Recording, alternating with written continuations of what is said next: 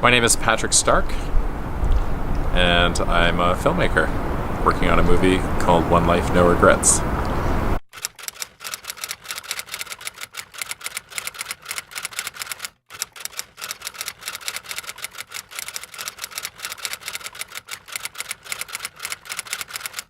It's fortuitous that this could end where it began. So I started the film on the steps outside of BC Place Stadium, and it would be amazing to finish it inside BC Place Stadium in front of U2's fans and with them singing one song.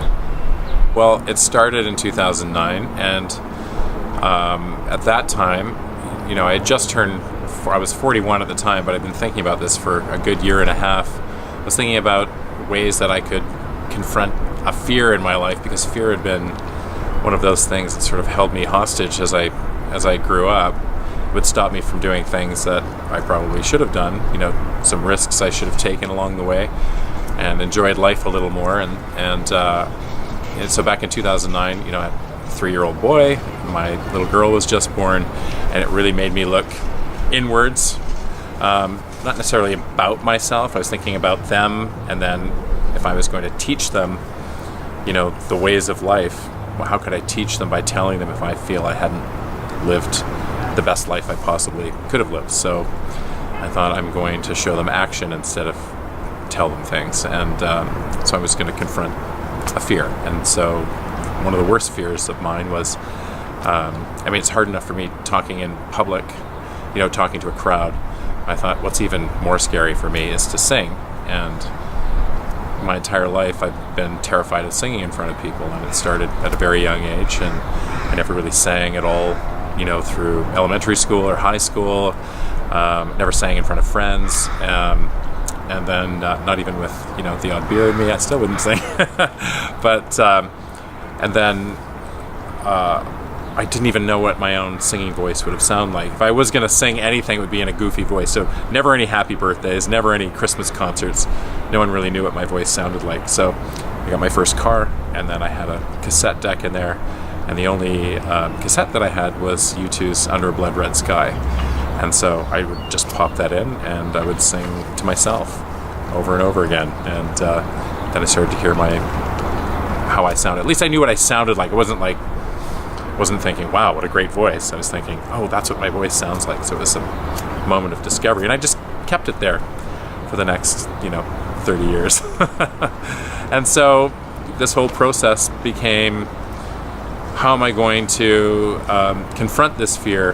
And really what I wanted to do is set one example really quickly and go from 0 to 60, and that was, I started to see U2 posters all around Vancouver for the 360 tour, and I thought, well, that's my favorite band. If I'm going to sing, what if I sang in a stadium filled with people? It sounds terrifying, and it probably is impossible. But if I'm going to do this, why not do it in a big way, and a way where I would risk something, as opposed to walking into a karaoke bar and where everyone can get up and sing, and you don't really talk about it the next day. Maybe in the office around the water cooler, but that's about it. So that's where it started, and I've had probably a lot more lows than highs, but by actually going on the journey in the first place, I found that every time I got out of bed, I just felt this joy, because I knew that I was doing something, even if it was just little baby steps towards facing a fear. And then after I failed at getting on stage with U2, I set up a stage outside BC Place Stadium and sang 4 U2 songs with session musicians, and that was the first time I'd sung in front of any kind of a crowd. So it was maybe a handful of people. Well, there's about 100 people there, and it felt really good to do it, but needless to say, I didn't attract the attention of U2. And after the high of that settled down, after it really, I felt fantastic for about 3 months. I thought, well, maybe there's more to this than what I'm doing. Maybe I need to start at the beginning. And what is the beginning? So that's the vocal lesson, and singing on the street with street musicians. And even that was terrifying. I was shy and embarrassed of singing in front of my singing teacher, and let alone sitting on the street with street musicians while people are walking by, and you can actually, they're reacting to you, and you're just mere feet away. That was terrifying. But slowly over the years, it just built up. I had more and more opportunities to sing. The the biggest opportunity to date is with Trooper in front of 7,000 people, and that was a wonderful thing that Ray McGuire, the lead singer, gave to me.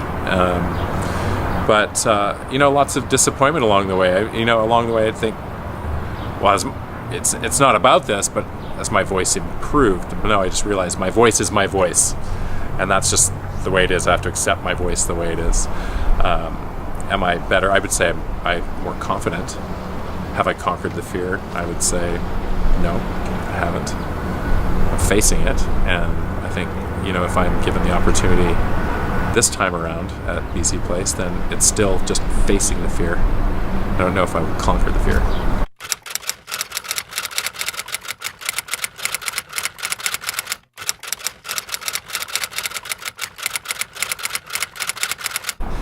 And that just gives you another example of the way life works. I mean, days away, you can have, be told that your dream is about to come true and you're going to get what you've asked for and envisioned, and then other things come in, real life things come in, like B.B. King passing away and the drummer lost his father, all in between the time I met them and the time I was supposed to sing with them.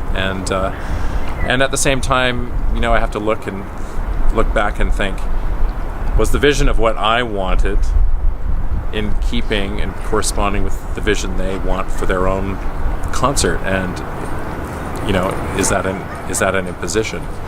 So I have to put myself in their shoes, and I have no idea how they want to deal with it. Well, I think the wonderful thing that's happened is that people have picked up on the story, and they're excited about it. There's that question: will it happen? Will it not? But at the same time, I think it's really resonating with people, because I think everybody has dreams. Everybody has things they have sort of locked up. Like, I wish I had done something, and what stood in my way. And one way or another, fear is that factor that stands in the way, whether it's reputation or fear of success, fear of failure, all of that thing. So, as for what's going to happen Friday, it's a complete mystery. I'll just leave that up to the the universe to decide. But I've really pushed hard. But I've decided also, I've spent my 40s working on this journey, working on myself, but also documenting it. And you do have to know when to move on. So whatever happens, it's how it was meant to happen.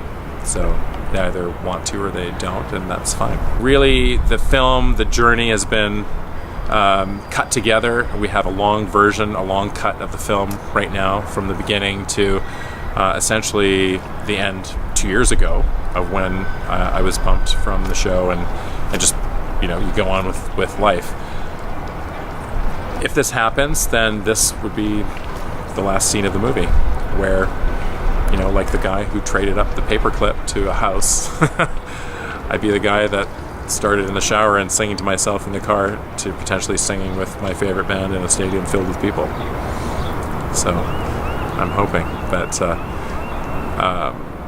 as far as facing fear, if a person decides that that's something that's standing in their way, I can tell you that even with baby steps, it's just that experience of saying, or that decision that you're just going to go forward and try. It's life-changing. I'm hoping that it's, there are certain songs that, Bono sings in a range that I don't necessarily sing. He's such a great singer and has a great range, and I know what my range is. It's ambitious, but I do love singing along with a lot of U2 songs. But In God's Country, I think, is an absolutely beautiful song. If it's a Joshua Tree song, I love Running to Stand Still. I love Red Hill Mining Town. These are all songs also with some high moments, high note moments, and I don't want to say that they're necessarily my range, but, and then again, if they say, hey, we want you to, if this is the song, so that's what it is, so deal with it, here we go, let's do it. I just have to roll with it, and however that plays out, that's how it plays out. Just have to let loose and try and be in the moment, and try and take it in. Try and give myself that moment, and try and release the anxiety I already feel building in my stomach right now.